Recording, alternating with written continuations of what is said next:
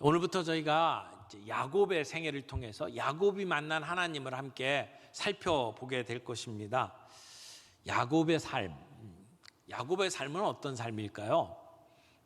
한마디로 이렇게 표현들을 하죠. 파란만장한 삶이다. 야곱이 나중에 이제 나이가 많이 들어서 요셉의 초청을 받아가지고 애굽으로 갑니다. 애굽의 왕인 바로가 이제 나이가 어떻게 되느냐고 물어볼 때에 야곱이 이렇게 고백하죠. 내 나그네 길의 세월이 130년이니이다. 나의 연세가 못되니 우리 조상의 나그네 길의 세월에는 미치지 못하나 짧고 험악한 세월을 보내었나이다. 이렇게 고백을 해요. 짧고 험악한 세월을 보냈다. 아마 이 야곱의 고백을 살펴보면 그의 삶이 얼마나 파란만장했는지 우리가 알 수 있을 겁니다. 야곱의 아버지는 이삭이죠. 이삭이 결혼한 것이 나이 40대입니다. 나이 40에 결혼을 했고 이제 오늘 이제 쌍둥이를 임신하고 아이를 낳게 되는 그 나이가 60이라고 이야기를 해요. 그러니까 성경에서 지금 20년을 훌쩍 지나간 겁니다. 20년 동안에 어떤 일들이 있었을까요? 하나님께서는 아브라함에게 약속을 주셨고 그 약속 때문에 자식 낳는 것 때문에 가슴앓이를 했어요. 그래서 100세의 아들을 얻게 된 것이 이삭 아닙니까? 근데 이삭이 40에 결혼했는데 또 아이가 없는 거예요. 그것이 20년이나 지속되었습니다. 이복형인 이스마엘은 이미 아들이 12명이나 됩니다. 가문이 점점 든든해지고 잘 살게 되죠. 그런데 믿음의 계승자라고 하는 자기 자신은 정작 나이가 결혼한 지 20년이 지났는데도 불구하고 아직도 자녀가 없어요.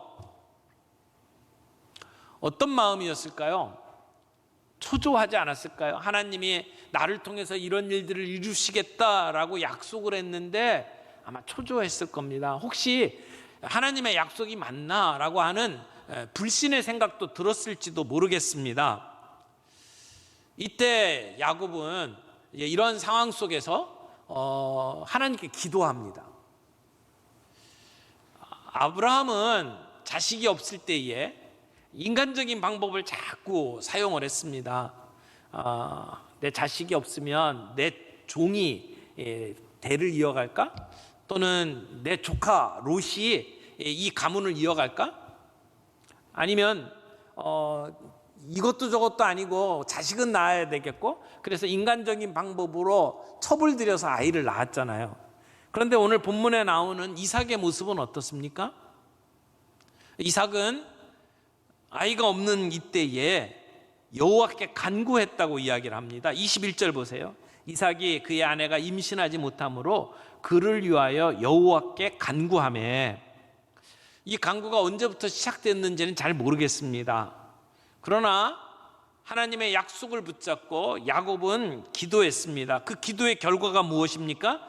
여호와께서 그의 간구를 들으셨으므로 그의 아내 리브가가 임신하였더니, 리브가의 임신은 기도의 결과였습니다. 어떻게 보면 임신하지 못하던 아내가 기도에 의해서 아이를 갖게 된 것입니다. 하나님 나라의 백성들이 그 대를 이어가는 것은 그저 어쩌다 보니까 생겨나는 일이 아닙니다. 하나님의 계획에 의해서 하나님이 자녀를 주시고 그리고 하나님의 나라의 유업을 이어가도록 만드십니다. 아이를 갖는 것 참 귀한 일이죠. 하나님께서 이런 아이들을 그 가정에 허락하시는 것은 부모에게나 자식에게나 하나님이 주시는 선물이다, 그렇게 말할 수가 있을 것입니다. 아이를 갖는 부모는 성숙하게 되어 있습니다. 아이 때문에 힘들고 고통스러운 일들도 있지만 그 아이를 통해서 부모가 성숙하게 되는 일들을 경험을 하죠. 하나님께서는 부모가 성숙하도록 자녀를 주시기도 합니다.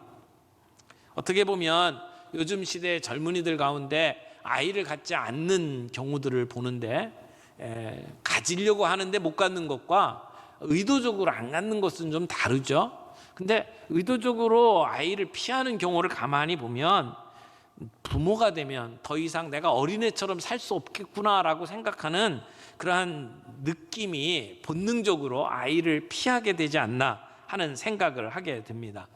아이를 갖게 되면 부모가 성숙해집니다.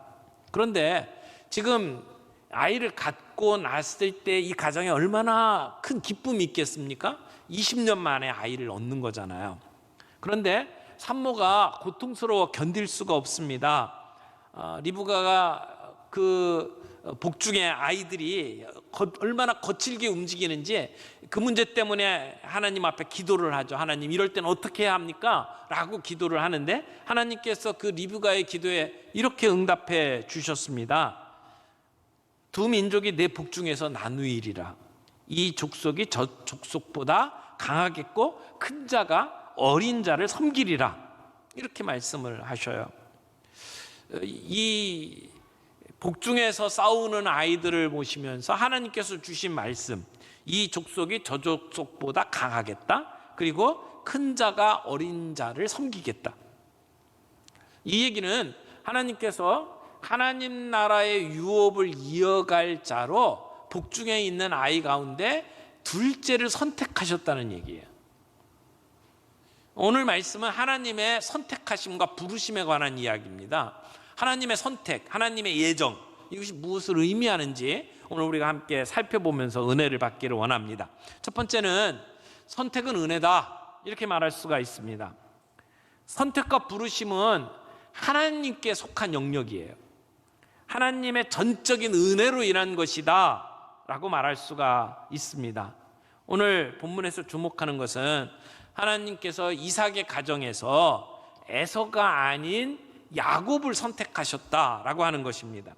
리브가의 복중에 쌍둥이가 있었잖아요. 둘이 싸우고 있었습니다. 그래서 산모의 고통이 컸단 말이에요. 그리고 시간이 되어서 결국 아이가 태어납니다. 근데 그 아이가 쌍둥이가 태어날 때 보면 시차를 두고 이렇게 보통 나오잖아요. 길게는 첫째가 나오고 둘째가 하루 뒤에 나오는 경우도 있다고 그러더라고요. 근데 오늘 본문에는 쌍둥이가 그냥 바로 이어서 함께 나옵니다. 그리고는 이름을 지어주죠. 먼저 나온 아이는 아이의 몸에 솜털 같은 그 털이 많이 있는 아이인데 그 색깔이 붉었대요. 그래서 그 아이의 이름을 털복숭이를 표현하는 에서라고 하는 이름을 지어줍니다. 나중에 이 털복숭이가 붉은이라고 하는 이름의 에돔으로도 불리게 되는데, 털복숭이의 모습은 어떤 동물적인 어떤 성품을 표현하는 것이고, 그리고 붉다라고 하는 에돔이라고 하는 의미는 굉장히 열정적이고 세속적인 어떤 의미를 담고 있다, 이렇게 말할 수가 있습니다. 근데 둘째가 태어났는데 형의 발꿈치를 붙잡고 나왔습니다. 그래서 발꿈치를 붙잡은 자라고 하는 의미로 야곱이라고 하는 이름을 붙여줬죠. 근데 야곱이라고 하는 이름은 두 가지 의미가 있습니다. 하나는 하나님께서 사랑하는 자, 하나님께서 보호하신다라고 하는 의미를 담고 있는 반면에 또 하나 의미는 속이는 자, 부정한 속임수라고 하는 의미도 담겨져 있는 이름입니다. 근데 이 이름답게 이 아이들이 자라면서 그런 모습들로 살아가죠. 에서는 자라면서 바깥에 나가서 이렇게 뛰어다니는 사람으로 삽니다. 그래서 능숙한 사냥꾼이 되고 들판의 사람이 됩니다. 겉으로 볼 때는 굉장히 멋진 사람입니다. 남자 중에 남자죠. 바깥에 나가서 사냥하는 것을 좋아하고 그 힘을 자랑하는 사람입니다. 요즘으로 이야기하면 아마 운동선수 같은 그러한 분위기의 사람이라고 말할 수 있을 겁니다. 사람들에게 인기가 있죠. 여러분, 야곱이라고 하는 그 이름이 별로 좋은 이름이 아닙니다. 형의 발꿈치를 붙잡은 놈. 그러니까 늘 자기의 주어진 환경 속에 만족하지 않고 움켜잡아야 되는 사람. 상대방의 발을 붙잡고 넘어뜨려야 되는 사람이에요. 속임수를 써서라도 누구든지 이겨먹어야 되는 사람. 야곱은 그런 삶을 살았어요.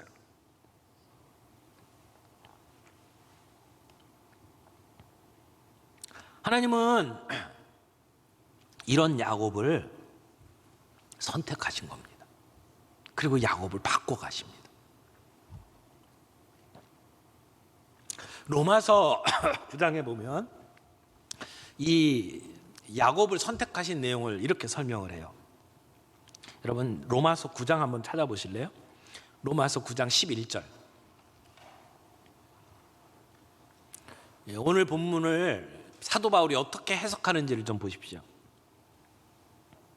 로마서 9장 11절입니다. 그 자식들이 아직 나지도 아니하고 무슨 선이나 악을 행하지 아니한 때에 택하심을 따라 되는 하나님의 뜻이 행위로 말미암지 않고 오직 부르시는 이로 말미암아 서게 하려 하사. 12절입니다. 리브가에게 이르시되 큰 자가 어린 자를 섬기리라 하셨나니 기록된 바 내가 야곱은 사랑하고 에서는 미워하였다 하심과 같으리라. 여기 야곱은 사랑하고 에서는 미워했다라고 표현을 하고 있어요.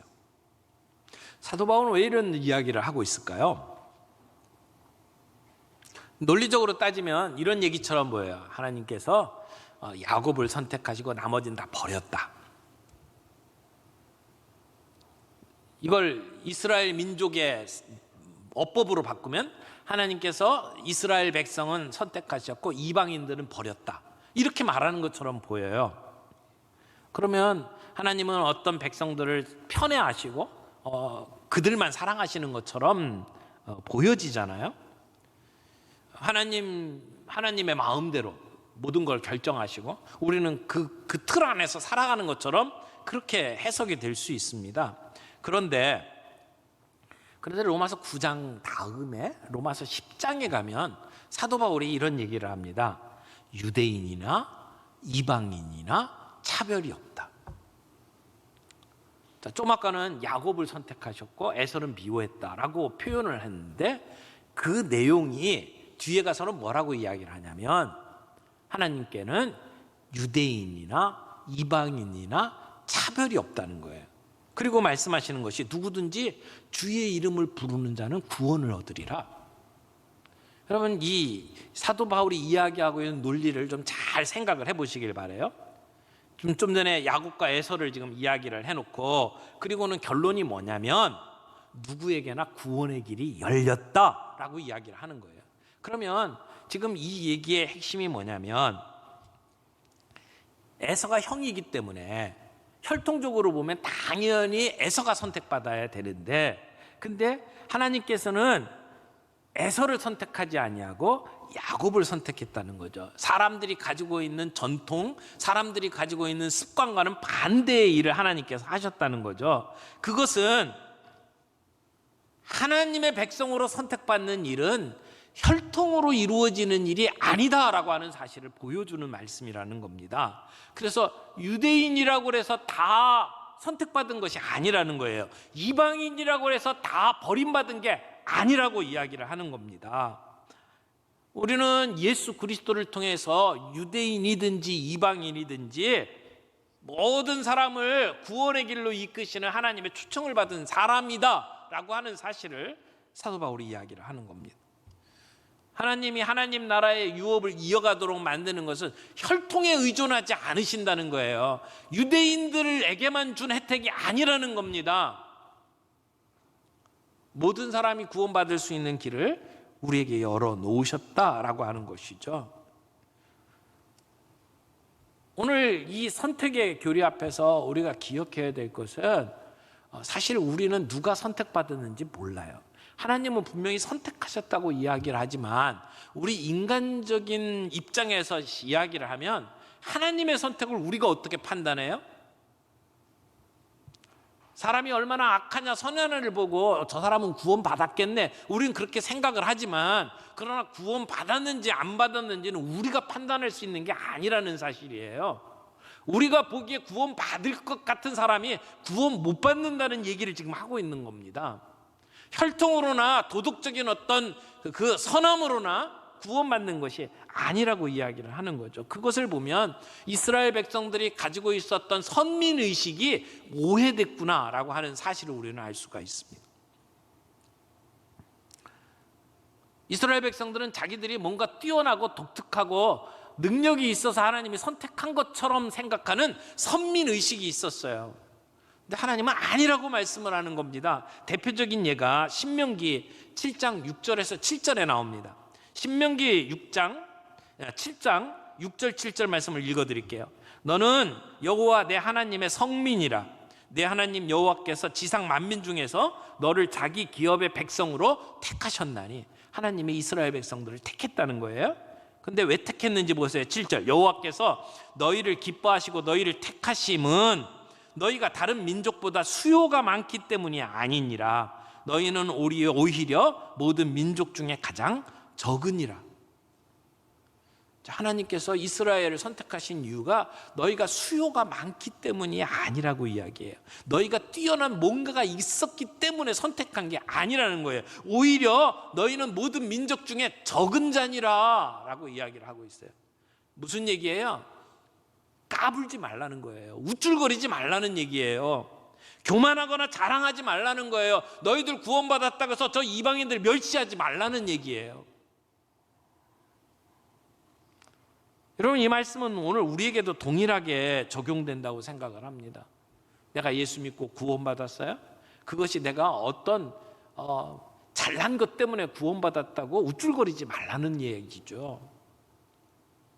우리가 한국교회 이야기하면 한국교회가 급성장하고 세계에서 몇 번째 선교국가고 그러면서 목에 힘주고 다니는 경우들을 참 많이 보는데, 어떤 교회는 교인이 몇 명 모이고 무슨 건물을 얼마나 아름답게 지었고 그것 때문에 목에 힘주고 살아가는데 까불지 말라는 얘기예요. 그거 갖고 자랑할 일이 아니라는 얘기입니다. 하나님께서 우리를 선택하신 이유도 야곱을 선택하신 것과 동일한 이유라는 겁니다. 우리가 아무런 자격이 없었는데 하나님이 우리를 사랑하셨다는 겁니다. 그래서 이 복음을 제대로 이해하는 사람들이 겸손할 수밖에 없다고 말을 하는 겁니다. 내가 구원받은 근거가 없는데 하나님이 나를 사랑하셔서 구원하셨다.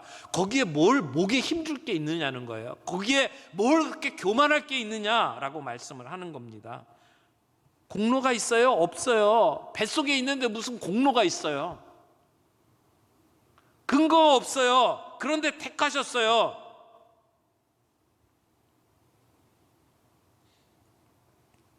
하나님의 선택. 칼빈은 그것을 이제 예정이라고 표현을 했죠. 인간의 구원에 대한 하나님의 전적인 주권, 하나님의 은총, 이것을 예정이라고 이야기해요. 그래서 예정, 선택을 이야기할 때 껄끄럽게 느끼시는 분들이 참 많이 있는데요. 어떤 사람들은 이 예정이 하나님께서 모든 일을 다 결정해 놓으셨다, 여기에만 방점을 찍고 내가 할 수 있는 게 아무것도 없다라고 생각을 하는 경우들이 참 많이 있어요. 그러나 여러분, 성경을 가만히 보세요. 절대 바뀌지 않는 것이 하나님이 무슨 리스트를 만들어 놓고 그 리스트와 명단에 따라서 바뀌지 않는 어떤 일들이 일어나는 것처럼 생각을 하는데요, 우리는 그 명단 몰라요.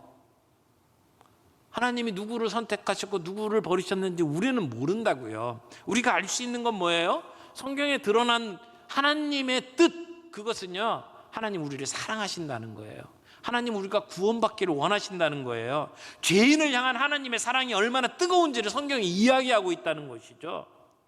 그런 면에 있어서 내가 구원을 받았다면 하나님이 주신 그 구원에 대해서 내가 감격할 뿐이고, 내가 마땅히 죽어야 되는데 나를 구원하셨구나라고 하는 것에 대한 감사가 있을 뿐이죠.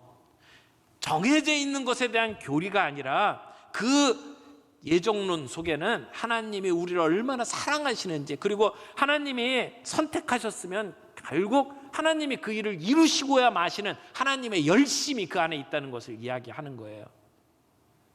그래서 이렇게 표현할 수 있어요. 내가 선택받았고 구원받았음에도 불구하고 미꾸라지처럼 빠져다니고 계속 하나님과 숨바꼭질하는 것처럼 내 마음대로 세상을 살아가더라도 하나님은 나를 선택하셨지만 결국은 내가 있어야 될 자리에 갖다 놓으시는 하나님이라는 것이죠. 하나님의 고집과 내 고집이 부딪히면 누가 이겨요? 하나님이 이기신다는 얘기예요. 하나님은 그런 능력을 갖고 있는 하나님. 그래서 하나님은 우리를 추적하시고, 하나님은 우리가 말을 안 들을 때는 우리의 껍질을 벗겨서라도 그 자리로 가도록 만드시는 하나님. 야곱이 왜 그렇게 험악한 세월을 살았나요? 하나님하고 숨바꼭질했기 때문이에요. 하나님이 원하시는 대로 순종하고 살아가지 않았기 때문에 결국은 그는 험한 세월을 살 수밖에 없었다는 얘기죠. 그러나 결과는 어떻게 돼요? 하나님이 선택하셨기 때문에 그는 결국 항복할 수밖에 없었다는 얘기죠. 하나님의 선택의 의미가 여기에 있습니다. 두 번째, 선택은 사명이다, 이렇게 말할 수 있습니다. 하나님께서 무조건적으로 선택하시고 우리를 부르시는 데에는 목적이 있다는 얘기예요.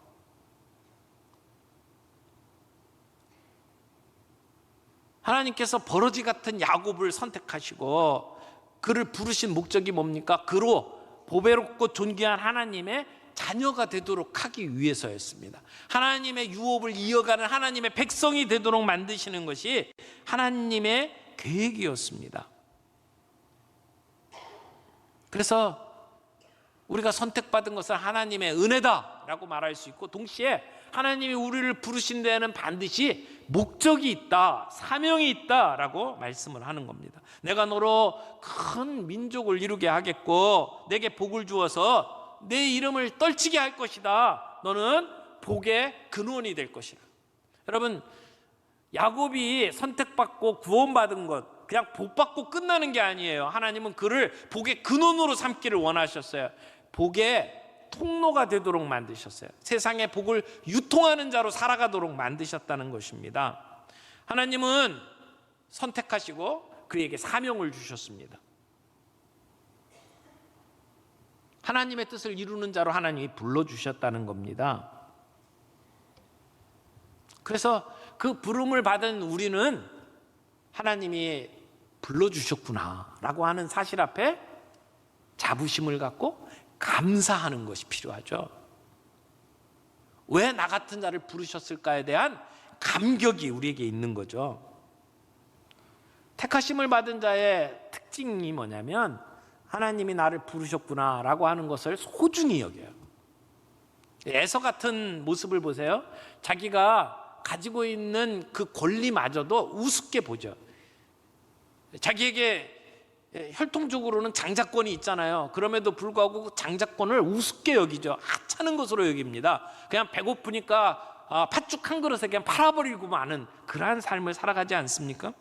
그러나 정작 택함 받은 사람들의 마음속에는 하나님이 나 같은 자를 부르셨고 내게 근거가 없음에도 불구하고 나를 부르신 그 부름 앞에서 감사하고 그것을 소중히 여기는 자로 살아가게 된다는 것이죠.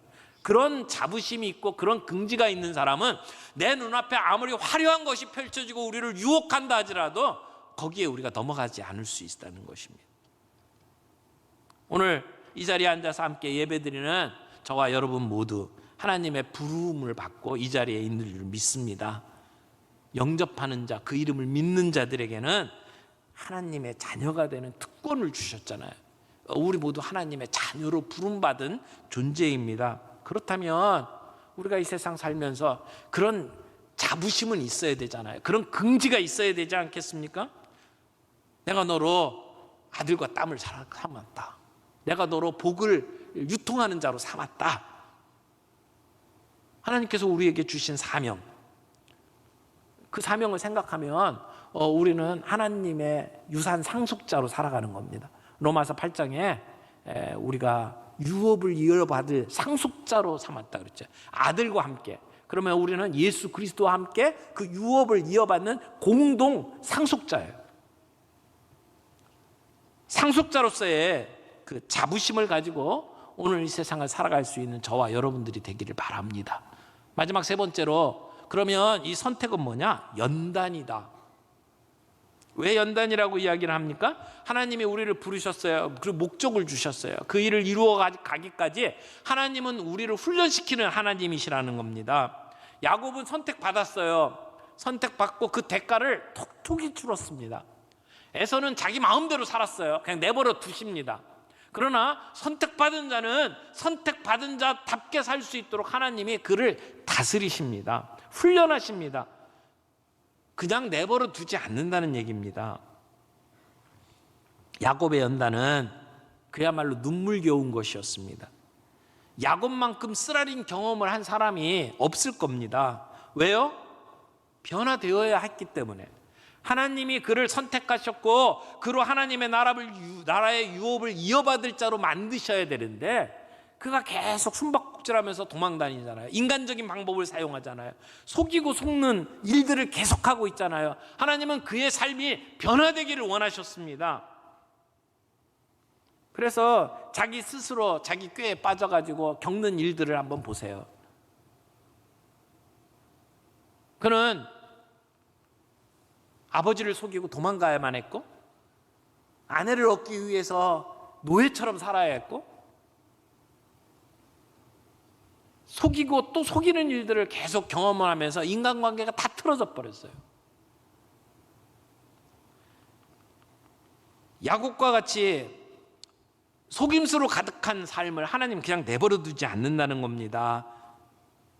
고난의 음침한 골짜기를 통과하게 만드시고 그리고 역경의 터널을 건너가게 만드셔서 하나님이 원하시는 사람으로 빚어 가도록 만드시는 거예요. 하나님은 야곱의 생애를 통해서 그를 하나님의 사람으로 빚어 가셨습니다. 야곱이 한평생 도망다니는 삶을 살았지만 결국에 가서는 그는 하나님 앞에 무릎 꿇고 항복하고 하나님이 원하시는 모습으로 바뀌어오는 놀라운 역사들을 경험을 하게 되죠. 하나님은 선택한 사람들을 그냥 내버려 두지 않습니다. 추적하십니다. 한 사람 한 사람 찾아다니십니다. 그리고 그를 변화시켜 나가기 위해서 때때로 우리에게 시련을 주시기도 합니다. 혹시 여러분의 삶 속에 그런 고난과 시련의 시간이 여러분 앞에 놓여져 있다면 여러분 불평할 것이 아니라 그 시간을 하나님이 원하시는 모습으로 변화되는 기회로 삼으시기를 바랍니다. 그때 우리는 주님이 원하시는 보배롭고 존귀한 하나님의 자녀의 모습으로 변화되게 될 줄로 믿습니다. 선택은 은혜입니다. 우리에게 근거가 있는 게 아닙니다. 자랑할 것이 없습니다. 선택은 사명입니다. 부르신 데는 목적이 있습니다. 그리고 그 목적을 이루어가도록 하나님은 우리를 연단하십니다. 예수 그리스도를 닮은 모습으로 만들어 가시는 하나님, 그 손에 늘 빚어지는 저희들이 되기를 원합니다. 하나님께서 우리에게 변화될 수 있는 기회를 주실 때에 무릎 꿇고 항복하고 하나님의 뜻대로 순종할 수 있는 저와 여러분들이 되기를 바랍니다.